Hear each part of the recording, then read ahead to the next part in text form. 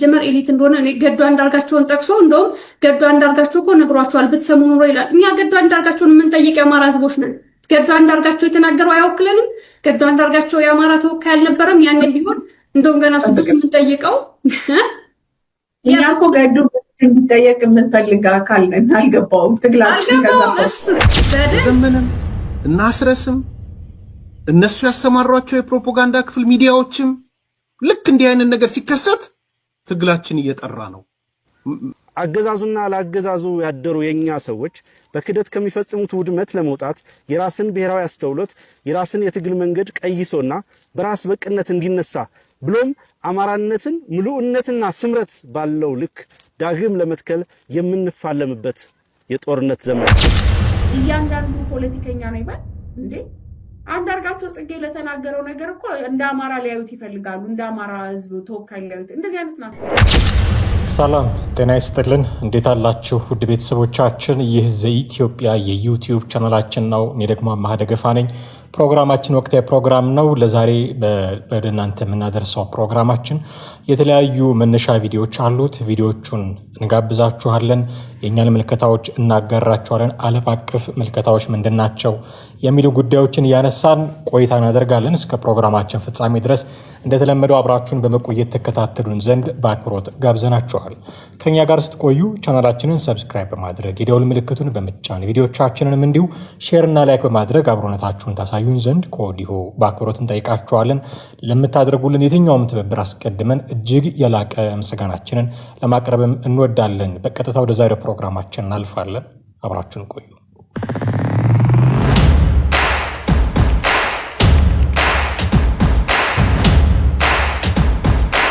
የዛሬው የመጀመሪያ ትኩረታችን የሚሆነው ውድ ቤተሰቦቻችን በውጭ ሀገር ሆነው አገር ውስጥ የሚደረጉ የትጥቅ ትግሎችን የሚደግፉ ሰዎች ላይ ጥቂት ጊዜ ወስደን ብንነጋገር ጥሩ ነው ብዬ አስባለሁ። ለምን ይህንን ርዕስ መረጥን? ሰሞኑን የምንሰማቸው ድምፆች ናቸው እነዚህን እንድናነሳ ያስገድድን። ገዱ አንዳርጋቸውን እንዲሁም አንዳርጋቸው ጽጌን አስመልክቶ የተሰነዘሩ አንድ ሁለት ሀሳቦች አሉ። ይህንን ሀሳብ የሰነዘሩት ሰዎች ይህ ሀሳብ የተሰነዘረባቸው ገዱና አንዳርጋቸው ምን ነገር መሃላቸው ተገኘ፣ ምን ነገር በመካከላቸው ተፈጠረ የሚለውን ነገር አፍታቶ ለማየት ውጭ ሆነው አገር ውስጥ ያለን የትጥቅ ትግል የሚደግፉ ሰዎችን ኔቸር ማየት ያስፈልጋል። ኔቸር ኢኔሴንስ የእነሱን የተክለ ሰውነታቸውን ተፈጥሯቸውን ሳይሆን የትግላቸውን ተፈጥሮ ማየት ያስፈልጋል። ትግላቸው የተመሰረተበትን ምክንያት ጥቂት ማየት ያስፈልጋል። ለምን በመካከላቸው ልዩነት የሚፈጠረው እና የተፈጠረውስ ልዩነት ደግሞ ሪሊ ምንድን ነው የሚለውን ከዛ ጀርባ ያሉትን ጉዳዮች ጥቂት ለመፈተሽ እንሞክራለን። ከዛ ውጭ አስረስማረ ዳምጤ ለበዓል ያስተላለፈው መልእክት ላይ ዘመኑ የጦርነት ዘመን ነው ብሎ መናገሩ እንዲህ ብሎ መናገሩ ምንድን ነው የሚጠቁመን? ለምንድን ነው ጫካ ውስጥ ያሉ ሰዎች ጦርነት ቶሎ ከመቆሙ ይልቅ ለብረው እንዲቀጥል የሚፈልጉት የሚለውንም ነገር ደግሞ እንዲሁ አንስተን በመጨረሻ ደግሞ የፋኖ አመራሮች አስረስማረ ዳምጤንም እዚህ ውስጥ ልታካቱ ትችላላችሁ። የተለያዩ ሰዎች ለመንግስት እጅ ሲሰጡ ድሮም ከኛ ጋር አልነበሩም፣ ትግላችን እየጠራ ነው ይላሉ። ለምንድን ነው እንዲህ የሚሉት? ምን ማድረግ ነበረባቸው የሚሉ ጉዳዮችን አንስተን የዛሬው ፕሮግራማችንን የምናበቃ ነው የሚሆነው። ፕሮግራማችንን ከኛ ጋር ሆናችሁ እስከ መጨረሻው ተከታተሉን ዘንድ አሁንም በአክብሮት እንጋብዛችኋለን። በቀጥታ የምናልፈው ወደ መጀመሪያው ርዕሰ ጉዳያችን ነው የሚሆነው። እንግዲህ በውጭ ሀገር ሆነው የትጥቅ ትግልን የሚደግፉ ወገኖች ይሄ ፋኖንም ኦላንም የሚመለከት ሊሆን ይችላል። በጥቅሉ የትጥቅ ትግል ኢትዮጵያ ውስጥ ሲደረግ ውጭ ሆነው የሚደግፉ ጦርነትም በጣም ኮንቬንሽናል የምንለው አይነት ጦርነትም ሲኖር ለምሳሌ ቲፒኤልኤፍ እና ፌዴራል መንግስት ሲዋጉ የነበረበት ያ ፉል ስኬል ዋር በሚኖርበትም ጊዜ አሁን እንደ አማጺ ቡድን እንደ ታጣቂ ቡድን መቁጠር ትንሽ ያስቸግራል። ቲፒኤልኤፍን ከነበረው አቅም ከነበረው የጦርነት ዝግጅት አንጻር ማለት ነው። ፋኖን ኦር ደግሞ ኦላን በዛ የጦርነት የመዋጋት አቅም ለማስቀመጥ ትንሽ ስለሚቸግረኝ ማለት ነው። ግን በሶስቱም ኬዝ ውጭ ያሉ ወገኖቻቸው ብዙ ሲሉ ብዙ ሲደግፉ እናቃቸዋለን እና እኚህ በውጭ ሆነው የትጥቅ ትግሉን ወይ ጦርነትን የሚደግፉ ወገኖች ተመሳሳይ ዓላማ ወይ ደግሞ የጋራ ጠላትም ሊኖራቸው ይችላል። ዓላማቸው ተመሳሳይ ነው፣ መንግስትን መጣል ሊሆን ይችላል እና ደግሞ መንግስት የሚባለው አካል የጋራ ጠላታቸው ነው የሚሆነው ደጋፊዎቹን ነው ምለው። እንዲህም ግን ሆነው በተለያዩ ምክንያቶች ጸብ ውስጥ ሊገቡ ይችላሉ፣ የሐሳብ ልዩነት ውስጥ ሊገቡ ይችላሉ። እነዚህ ልዩነቶች ብዙውን ጊዜ ከምንድን ነው የሚመነጩት የሚለውን ማየት አስፈላጊ ነው ብዬ አስባለሁ። ከስልት ከርዕዮተ ዓለም ከጥቅም ግጭት ጋር ሊያያዙ እንደሚችሉ ይነገራል። በዓለም አቀፍ ደረጃም ያሉ አማጽያን ወይ ታጣቂ ኃይሎች በዚህ ይጠረጠራሉ እና ዋና ዋናው ምክንያቶቹ ምንድናቸው ሊሆኑ የሚችሉት? ኢናወር ኬዝ ፋኖን ነው በዛሬ ምሳሌ አድርገን የምናነሳው፣ ግን ለሁሉም ሊሰራ የሚችል ነው። ውጭ ሆነው ትጥቅ ትግልን የሚደግፉ አካላት አገር ውስጥ ያሉ አካላትን ውጭ ሆነው የሚደግፉ በገንዘብ፣ በሐሳብ፣ በዲፕሎማሲ በየትኛውም መንገድ የሚደግፉ አካላት እርስ በርሳቸው የማይስማሙባቸው ነገሮች ምንድን ናቸው? እነዚህ የማይስማሙባቸው ነገሮች ካየም በኋላ ያልተስማሙት እነማን ናቸው የሚለውን ለማንሳት ይመቸናል። ዋና ዋና ጉዳዮች ምንድን ናቸው የሚለውን ልናነሳ እንችላለን። የመጀመሪያው የትግል ስልትና ቅድሚያ የሚሰጧቸው ጉዳዮች መለያየት ነው። ለምሳሌ የሚወሰደው እርምጃ አይነት ምንድን ነው በሚለው ላይስማሙ ይችላሉ። አንዳንዶቹ በዲፕሎማሲያዊ ጫና ሊያምኑ ይችላሉ። በገንዘብ ድጋፍ በማድረግ ብቻ መወሰን አለብን የሚል አቋም ሊኖራቸው ይችላል። ከዓለም አቀፍ መንግስታት ጋር ከነ አሜሪካ ወይ ከአውሮፓ ህብረት ወይ ከተባበሩ መንግስታት ድርጅት ጋር ተጻጽፈን መንግስት ላይ ጫና አድርገን በዲፕሎማሲያዊ መንገድ ብቻ ይህንን የትጥቅ ትግል መደገፍ አለብን የሚል አቋም ያላቸው ሊኖሩ ይችላሉ። ከዛ ምናልባት ትንሽ ሻገር ካልን ገንዘብ አሰባስበን በመላክ ብቻ ድጋፋችን ሊገደብ ይገባል የሚል እሳቤ የሚኖራቸው ሰዎች ሊኖሩ ይችላሉ። በሌላ ወገን ደግሞ ጠንከር ያለ እና ቀጥተኛ ድጋፍ ማድረግ የሚፈልጉ ሰዎች አሉ። ቀጥተኛ ድጋፍ ሲባል ይህንን ቦታ ተቆጣጠሩ፣ ዛሬ ይህንን ቦታ ልቀቁ የሚል ትዕዛዝ ማስተላለፍ የሚፈልጉ ሰዎችም ሊኖሩ ይችላሉ። በነገራችን ላይ ይሄ አይነት ፍላጎት ያላቸው ሰዎች መሬት ላይ ያለውን ውጊያ ከሚዋጉት ፋኖች እምብዛም ተቀባይነት የላቸውም። እኛ እዚህ ሆነን መሬት ላይ ያለውን ውጊያ እንዋጋለን፣ እናንተ እዛ ሆናችሁ ማዘዝ ትፈልጋላችሁ የሚል አይነት ግጭት አንዳንዴ ሲነገር እንሰማለን እና ብዙ ምቾት የሚሰጥ አይደለም። ግን ውጭ ያሉትን የሚለያቸው አንዱ ትልቁ ነገር ምን ድረስ እንደግፋቸው እነዚህን ሰዎች የዲፕሎማሲ ድጋፍ እናደርጋለን፣ የገንዘብ ድጋፍ እናደርጋለን፣ ከዛ በመለስ ግን ራሳችንን መቆጠብ አለብን የሚሉ አካላት ሊኖሩ ይችላሉ።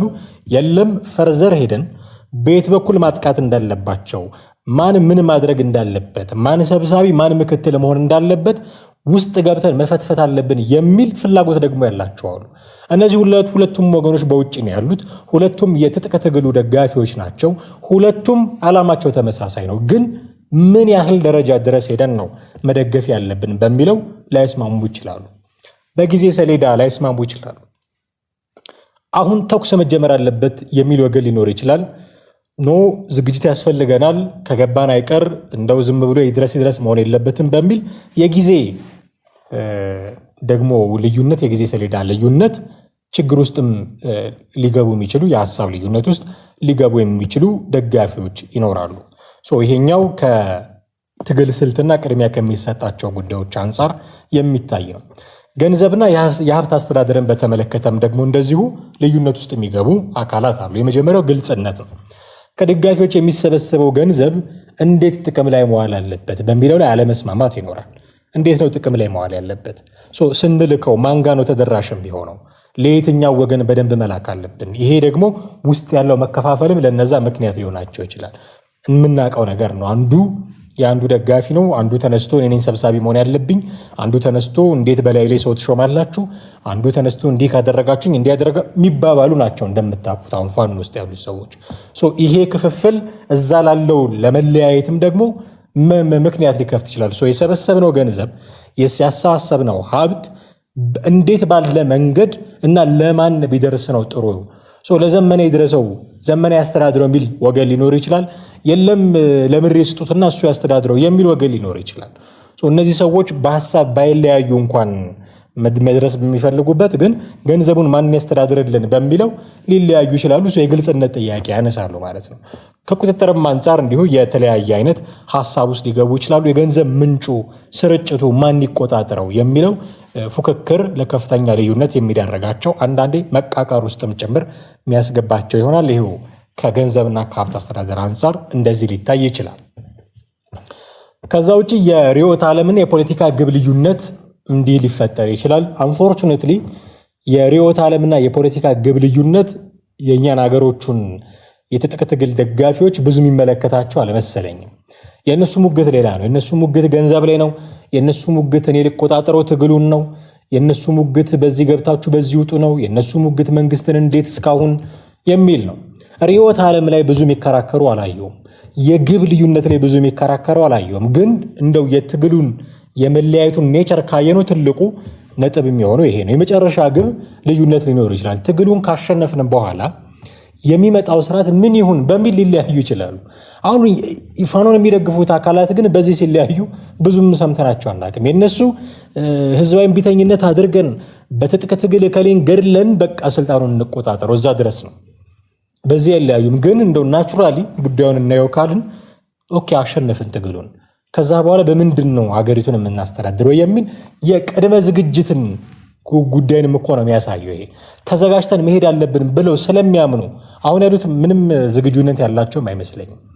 ግን ተዘጋጅተን መሄድ አለብን፣ ካሸነፍን እንዴት ነው ሀገር የምንመራው የሚል ዝግጁነት ሊኖረን ይገባል ከሚል መነሻ በእንዲህ አይነት ጉዳይ ሊለያዩ ይችላሉ። በፌዴራላዊ ስርዓት ነው የምናስተዳድረው ወይስ ወጥ በሆነ ማዕከላዊነት ነው የምናስተዳድረው የሚሉ ጉዳዮች ይነሳሉ። አንዳንድ ሀገሮች ውስጥ እንደውም ምን መሰረተው መንግስት ሃይማኖታዊ ይሁን ሴኩላር ይሁን የሚል ሙግት ራሱ ሊገጥሙ ይችላሉ። አንፎርቹኔትሊ ይሄ እኛ ሀገር ያሉትን ሰዎች ብዙም ሲያከራክራቸው የምናየው አይደለም። ከማን ጋር እንጣመር የሚለው ጥያቄ ግን ያከራክራቸዋል። ይህ አሁን የአካሄድ የግብ ልዩነትም ጭምር ሊሆን ይችላል። ከማን ጋር እንጣመር? ከቲፒኤልኤፍ ጋር እንጣመር? ከኦላ ጋር እንጣመር? ከኤርትራ መንግስት ጋር እንጣመር? ከማን ጋር እንጣመር? አሁን ከቲፒኤልኤፍ ጋር በመጣመር ትልቅ ልዩነት ፋኖ ውስጥ እንዳለ ይታወቃል። ስለዚህ ከማን ጋር እንጣመር የሚለው ፋኖ ውስጥ ያሉ ልዩነት በራሱ ውጭ ሆነ በሚደግፉት አካላት ዘንድ የሚንጸባረቅ ሌላኛው ጉዳይ ነው የሚሆነው። ሌላኛው የሚለያዩበት መንገድ ምንድን ነው? የአመራርና የስልጣን ፍክክር ነው። የአመራር የስልጣን ፍክክር በውጭ ባሉ ደጋፊዎች ዘንድ በጣም በትልቁ የሚታይ ነው። ይሄ የእንቅስቃሴው ድምፅ እኔ ነኝ የዚህ እንቅስቃሴ ድምፅ፣ እኔ ነኝ የዚህ እንቅስቃሴ ፊት አውራሪ፣ እኔ ነኝ የዚህ እንቅስቃሴ የትግሉ ምልክት የሚል ራስን የማኮፈስ እንቅስቃሴ በአብዛኛው ይታያል። ብዙ ሚዲያ ላይ የሚሰሩ ሰዎች የዚህ ነጸብራቅ ናቸው የሚል የዝነኝነት ፉክክር ጭምር፣ የክብር ፈላጊነት ፉክክር ጭምር እንዲህ አይነት ነገሮች ውስጥ ሊከታቸው ይችላል። በትጥቅ ትግሉ መሪዎችና በውጭ ባሉ ደጋፊዎች መካከል የሚፈጠር ልዘዝህ አልታዘዝም የሚል ፉክክርም በመካከላቸው መለያየት ሊፈጥር ይችላል። ከዛ ውጭ በጣም የማይናቅ አስተዋጽኦ የሚያደርገው ደግሞ የውጭ ኃይሎች ተጽዕኖ ነው። የውጭ ኃይሎች ተጽዕኖ ደጋፊዎቹ በሚኖሩበት ሀገር ያለው ፖለቲካዊ ሁኔታ ወይንም ደግሞ የሚደግፏቸው ዓለም አቀፍ ድርጅቶች ፍላጎት በደጋፊዎች መካከል መከፋፈል ሊፈጥር ይችላል። ለምሳሌ አሜሪካን ብንወስድ ስለ ፋኖ ያላት አመለካከት ምንድን ነው? ፋኖ ተዋግቶ ትግሉን በትጥቅ ትግል አሸንፎ ስልጣን እንዲይዝ ነው የሚፈልገው ወይንስ በድርድር እንዲይዝ ነው የሚፈልገው የሚል አቋሟ ሊከፍላቸው ይችላል ደጋፊዎቹን። ኦኬ በድርድር ነው ካለች የለም መዋጋት አለበት የሚል ቡድን ይኖራል። የድርድሩን የአሜሪካን አቋም ይደግፍ ደግሞ ሊኖር ይችላል። የለም በትጥቅ ትግል ማሸነፍ ነው ያለበት ፋኖ የሚል አቋም እንኳን ብትይዝ እና ረዳለው እንኳን ብትል የለም ይሄ ነገር አያዋጣም፣ ዛሬ በትጥቅ ትግል ደግፋን የሆኑ አንዳንድ ነገሮች አድርጋን ስልጣን ላይ ብንወጣ ነገ የሷ ታዛዥ ነው የምታደርገን የሚል ወገን ሊኖር ይችላል። የራሱ ፐርስፔክቲቭ ያለው ምንም ቢሆን ትጥቋን ሀብቷን እንፈልጋለን ያሉ ደግሞ የለም ለእሷ ተገዝተን አድረን 4 ኪሎ መግባት አለብን የሚል ፍላጎት ያላቸው ሰዎች ሊኖሩ ይችላሉ። ስለዚህ የውጭ አገራት ተጽዕኖም ጭምር እና የሚደግፉ ድርጅቶች ተጽዕኖም ጭምር እንዲህ አይነት ሁኔታ ውስጥ ሊከቷቸው ይችላሉ። ኤርትራን መጨመር እንችላለን እዚህ ውስጥ። ኤርትራ ፍላጎቷ ምንድን ነው? ከፋኖ አንጻር ከኤርትራ ጋር መሆን አለብን ወይስ መሆን የለብንም የሚል ፋኖ እንዲህ ማድረግ አለበት የሚል የደጋፊዎች ድምፅ ልዩነትን በዚሁ ሊፈጠር ይችላል። ምናልባት የመረጃና የፕሮፓጋንዳ አጠቃቀማቸውም ደግሞ እንደዚሁ የልዩነት ምንጭ ሊሆን ይችላል። በማህበራዊ ሚዲያ የሚተላለፉ መረጃዎች ትክክለኝነታቸው ምን ያህል ነው? የመረጃዎቹ ላይ ጥርጣሬ የሚፈጥሩ ናቸው አይደሉም የሚሉ ጉዳዮች አንዱ ቡድን ሌላውን የጠላት ተላላኪ አድርጎ እስከ መፈረጅ ሊያደርሰው ይችላል። አሁን በቅርብ ሰሞን እንዳያችሁት ከብልጽግና የወጣ ጥብቅ ሚስጥራዊ ሰነድ ብሎ አንዱ አካል አቀርቧል። አንዱ አካል ሌሎቹ ደግሞ ይሄንን አትስሙት ሁሌ ሰነድ እያለ እያወጣ እንደውም ይሄ ራሳቸው ያዘጋጁት ሰነድ ነው እንደውም ብልጽግናዎች በዚህ ደስ ነው የሚላቸው የሚል ሌላ ወገን ደግሞ ታያላችሁ። ስለዚህ የፕሮፓጋንዳ አጠቃቀም የመረጃ ምንጭ አጠቃቀማቸው ራሱ የመረጃው ትክክለኝነት በራሱ እነዚህን ወገኖች የሚከፋፍላቸው ነው የሚሆነው። በእነዚህም ይሁን በሌላ ምክንያት በፋኖ ደጋፊዎች መካከል አሁን ላይ ከመቼውም ጊዜ በበለጠ ሁኔታ መቃቃሮች እየታዩ ነው። ምክንያቶቹ ከላይ የዘረዘርናቸው ሊሆኑም ላይሆኑም ይችላሉ። በአብዛኛው ናቸው ብዬ አስባለሁ። ርዕዮተ ዓለም ልዩነት ከሚለው ውጪ በአብዛኛው ኢፌክት አላቸው የፋኖ ትግል ደጋፊዎች ላይ ብዬ አስባለሁ። መቃቃሮች እየታዩ ነው። በዚህ ትግል ውስጥ የምናውቃቸው ስሞች አሉ። ለምሳሌ መዓዛ መሐመድ የሚል ስም በስፋት እናውቃለን። ገዱ አንዳርጋቸው የሚል ስም በስፋት እናውቃለን። አንዳርጋቸው ጽጌ የሚል ስም በስፋት እናውቃለን። በእነዚህ መካከል ግን ሰሞኑን አለመግባባት እየተፈጠረ ነው። ሰሞኑን መቃቃር እየተፈጠረ ነው። አንዱን ለምሳሌ የመጀመሪያውን ጋብዣችሁ ብመለስ ስለ ገዱ አንዳርጋቸው የሚሉት አላቸው እነ መዓዛ መሐመድ። እስኪ ጥቂት ሰምተነው እንመለስ። ጀመር ኤሊት እንደሆነ ገዱ አንዳርጋቸውን ጠቅሶ እንደውም ገዱ አንዳርጋቸው እኮ ነግሯቸዋል ብትሰሙ ኑሮ ይላል። እኛ ገዱ አንዳርጋቸውን የምንጠይቅ የአማራ ህዝቦች ነን። ገዱ አንዳርጋቸው የተናገረው አያወክለንም። ገዱ አንዳርጋቸው የአማራ ተወካይ አልነበረም። ያን ቢሆን እንደውም ገና እሱ የምንጠይቀው እኛ እኮ ገዱ እንዲጠየቅ የምንፈልግ አካል ነን። አልገባውም ትግላችን እሱ በደንብ እኛ ነገ ገዱ አንዳርጋቸውን በብዙ ወንጀሎች የምንጠይቀው የአማራ ህዝቦች ነን እንጂ ገዱ አንዳርጋቸው የአማራ ኤሊት ተደርጎ ገዱ የተናገረው ነገር ተወስዶ ልክ ነው በቃ የአማራ ህዝብ ተጸጽቷልና እየሰገደልን ይቅርታ እየጠየቀን አንድኑን የሚል እንደዚህ አይነት ነገር አይሰራም። ስለ ገዱ እንዲህ አይነት አረዳድ ነው ያላቸው። እንደውም ገዱ የፋኖ ደጋፊ የአማራው ትግል አቀንቃኝ ሊሆን ይቀርና በህግ ተጠያቂነት ምንፈልገው ሰው ነው ጭምር ማለት ደረጃ ደርሰዋል። እንግዲህ ገዱ እኔ ይሄ ከዚህ የነ መዓዛ መሐመድ ትችት ጀርባ ማየው ነገር ምረዳው ነገር ገዱ የቀድሞ ባለስልጣን ነው እንደምታውቁት። ስልጣን የለመደ ነው፣ ማዘዝ የለመደ ነው፣ እንዲህ አድርጉ ብሎ መናገር የለመደ ነው። የሚናገረውን ነገር በሙሉ ሲተገበርለት የለመደ ሰው ነው። በአማራ ክልል ደረጃ ይህንን ተለማምዶ ሊሆን ይችላል። አስተዳዳሪ ስለነበረ የክልሉ ፕሬዝደንት ስለነበረ በኋላም በደህንነትም በውጭ ጉዳይ መስሪያ ቤትም ደግሞ ውጭ ጉዳይ ሚኒስትር ሆኖ ያው እናውቀዋለን። ያለው ነገር ሁሉ የሚተገበርለት አንድ ጊዜ ጠቅላይ ሚኒስትሩ ናቸው የኔ ንግግሬ እንደ ፊርማ ነው ሲሉ አልነበረ? ንግግሩን እንደ ፊርማው የሚቆጥሩለት ሰዎች የነበሩት ሰው ነው ገዱ አንዳርጋቸው ማለት። የሚናገረውን ነገር ሁሉ የሚሰሙት ሰው ነው። እሱ የሚለው ነገር ሁሉ ተሰሚነት እንዲኖረው የሚፈልግ ሰው ነው። ከነበረው የስልጣን ቦታ አንጻር ከነበረው ከፍተኛ ተሰሚነት አንጻር በኢትዮጵያ ፖለቲካ ውስጥ እሱ የሚለው ነገር ሁሉ እንደ ቀድሞው ዘመን አሁንም ተሰሚነት እንዲኖረው የሚፈልግ ሰው ሊሆን ይችላል። እነዚህ ደግሞ ሶሻል ሚዲያው ላይ ያሻቸውን እያደረጉ የኖሩ ሰዎች ናቸው። አሁን በዚህ የተነሳ የፍላጎት አለመጣጣም መኖሩ ምናልባት ናቹራል ነው የሚሆነው። ባለስልጣን የነበሩና ጋዜጠኛ የነበሩ ሰዎች ፍላጎታቸው ሊጣጣም አይችልም። ባለስልጣን የነበረው ሰው አሁንም ያ የስልጣን ክብሩ እንዲነካበት ላይፈልግ ይችላል። የሚለው ነገር ሁሉ ተሰሚነት እንዲኖረው ሊፈልግ ይችላል። እነዛኞቹ ደግሞ በባለስልጣን ሲታዘዙ የነበሩ ሰዎች አይደሉም። ሶሻል ሚዲያ ላይ እንዳሻቸው ሲናገሩ የነበሩ ሰዎች ናቸው። አሁን ገዱ መጥቶ እንዲህ አድርጉ ቢላቸው እንከሳለን የሚል ነገር ነው ሲገጥመው የምናየው ማለት ነው። ሌላኛው ከገዱ ውጪ የተናገሩት ሰው አንዳርጋቸው ጽጌ ነው።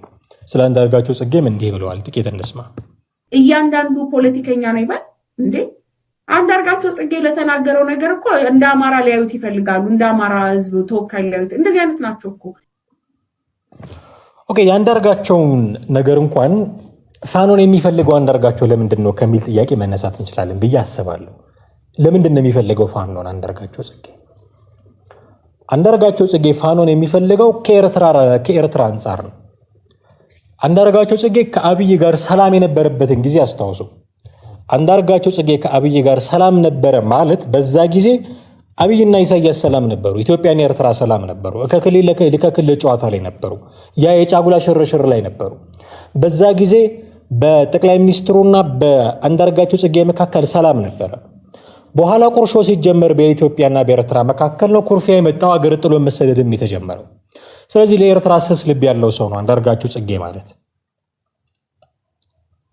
በዚህ ደረጃ ላይ ልነጋገር እንችላለን ካለው ፍላጎት አንጻር ማለት ነው። ሶ ሁለቱ ሲኳረፉ አገር ጥሎ ወጣ። ሶ አሁን ፋኖ ማለት ጀመረ። ለምን? ምናልባት የኤርትራ መንግስት በፋኖ በኩል ሊያስፈጽም የሚችለው አንዳች ነገር አለ ብሎ ስለሚያምን የለም ብሎ የካደውን አማራን የንን ካባ ደርቦ ነው የመጣው አንዳርጋቸው ጽጌ። አማራ የሚባል ብሔር የለም ብሎ የተናገረ ሰው ነው። በግልጽ በአደባባይ አማራ የሚባል ብሔር የለም ብሎ የተናገረው ሰውዬ አሁን የፋኖ ደጋፊ ነው። ለምን? ኤርትራ ፋኖ ልትጠቀምበት ትችላለች የሚል አለው። በቃ ምክንያት አለው። እንዲህ አይነት ኮዛ ኤርትራ ፋኖን እንዴት አድርጋ ልትጠቀምበት ትችላለች? ስለዚህ መጀመሪያ ፋኖን በማሞገስ መጀመር አለበት። ፋኖን ወስዶ የኤርትራ እግር ስር ለማስቀመጥ የኢሳያስ አፈወርቂ እግር ስር ለማስቀመጥ መጀመሪያ ፋኖን መሞገስ አለበት። ይህንን ደግሞ ዲግሪው ተለጥጦ የት ሄደ? አማራ የሚባል ብሔር የለም ብሎ ሲያበቃ እንዲህ አይነት ጉዳይ ኢንተርቴን ሲያደርግ የነበረ ሰውዬ አሁን መጥቶ አማራ ሲል ትሰሙታላችሁ፣ ፋኖ ሲል ትሰሙታላችሁ። በዚህ ደረጃ የኤርትራ ገባሪ ለማድረግ ፋኖን ካለው ፍላጎት አንጻር መጥቶ ፋኖ ሊል ይችላል። ከዛ እነዚህ ደግሞ ይመጡና ኖ አንዳርጋቸው አይወክለንም ብለው ጥጉን ያስይዙታል ማለት ነው። ውጭ ያሉ ሰዎች እንዲህ ባሉ ጉዳይም ጭምር ሲከፋፈሉ ነው የምናያቸው ማለት ነው። ውጭ ያሉ ሰዎች እንዲህ የሚከፋፈሉላቸው አገር ውስጥ ያሉት ደግሞ ተዋጊዎች ዘመኑን የጦርነት ዘመን ነው ብለው ሲያውጁ ትሰሟቸዋላችሁ። አስረስ ማረ ዳምጤ ለፋሲካ በዓል መልእክት አስተላልፎ ነበር። አስረስ ብቻ አይደለም፣ ብርጋዴር ጀነራል ተፈራ ማሞም አስተላልፈዋል። ለረጅም ጊዜ ድምፁ ጠፍቶ የቆየው እስክንድር ነጋም አስተላልፈዋል። የእነሱን መልእክት ለብቻው በሌላ ፕሮግራም እናያለን። ዛሬ የምናየው አስረስን ነው።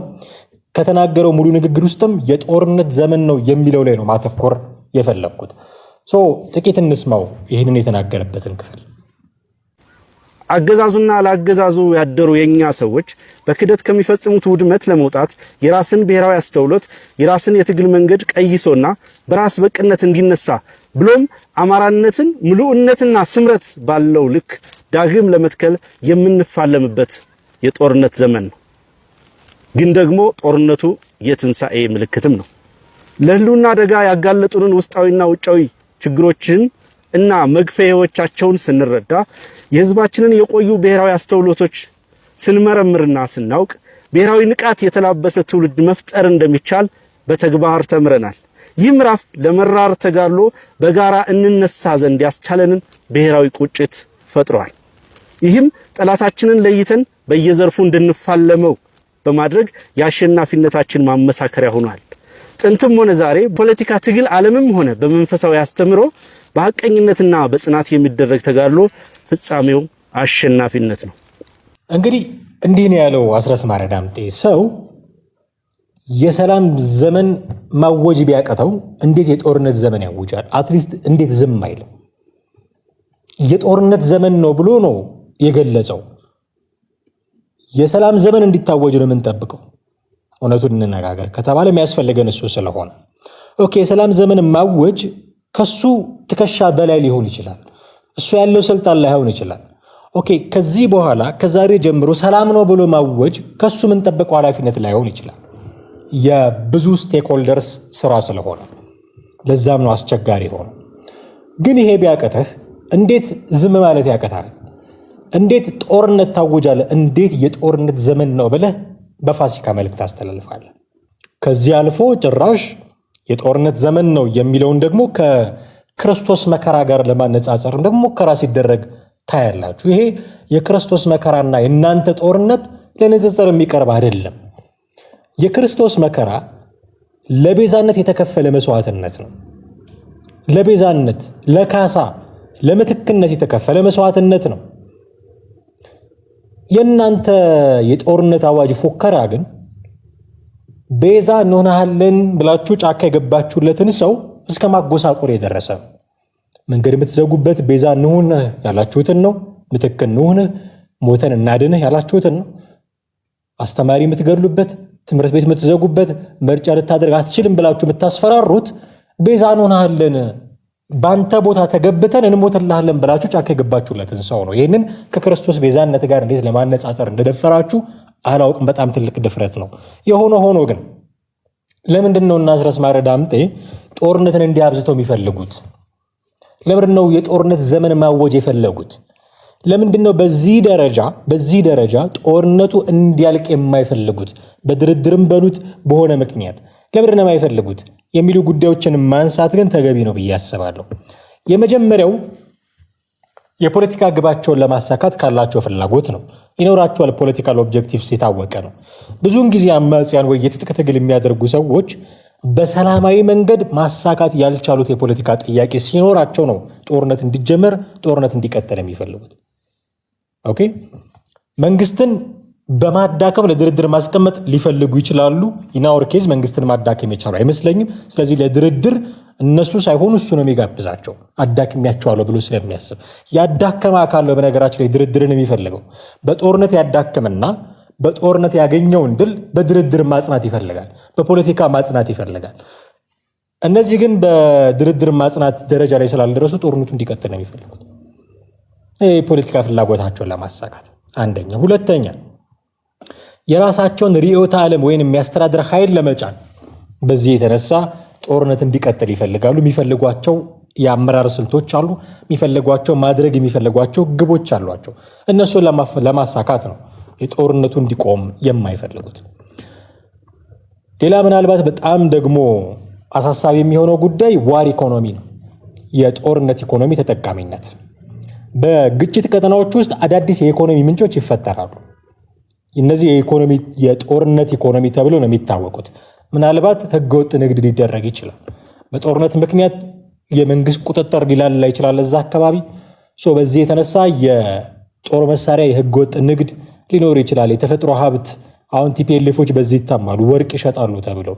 ስለዚህ የተፈጥሮ ሀብት በመሸጥ እና ሌሎች ቁሳቁሶችንም በህገወጥ መንገድ በመሸጥ ከፍተኛ ትርፍ የሚያገኙ አካላት ጦርነት እንዲቆም አይፈልጉም። የዝርፊያ መንገድ ሊሆን ይችላል፣ ሀብት መዝረፊያ መንገድ ሊሆን ይችላል። ጦርነት ባለበት ቦታ ተጠያቂነት እምብዛም አይኖርም እንደምታውቁት። የህዝብና የመንግስትን ሀብት በቀጥታ ለመዝረፍ ብዙ ታጣቂዎች የገቢ ምንጭ ሊሆናቸው ስለሚችል ይህን ያደርጋሉ። ኬላ ዘርግተው ግብር ይሰበስባሉ።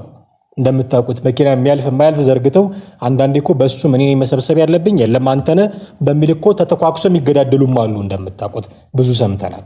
ስለዚህ በሀብት ዝርፊያም ደግሞ ጦርነቱ እንዲቀጥል ይፈልጋሉ።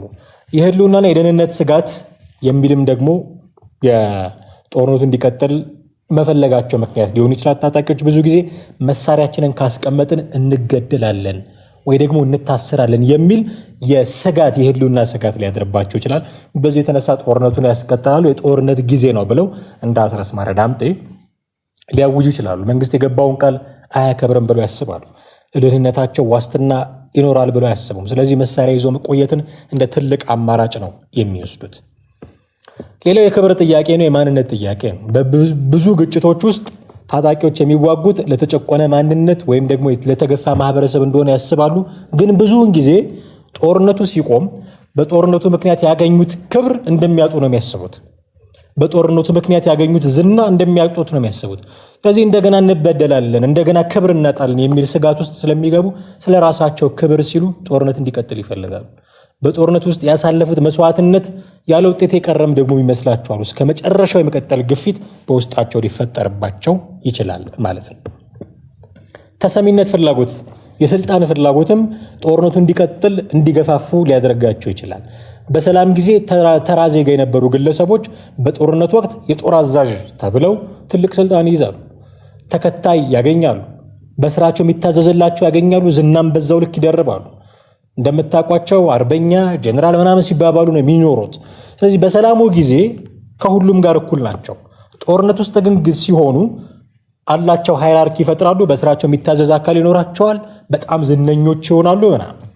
ጦርነቱ ቢቆም ይሄ ጥቅማ ጥቅም እንደሚጎልባቸው ስለሚያውቁ ጦርነቱ እንዲቀጥል ለሚፈልጉት እሱ ነው ከልቲቬት ሲያደርጉ የምታገኟቸው።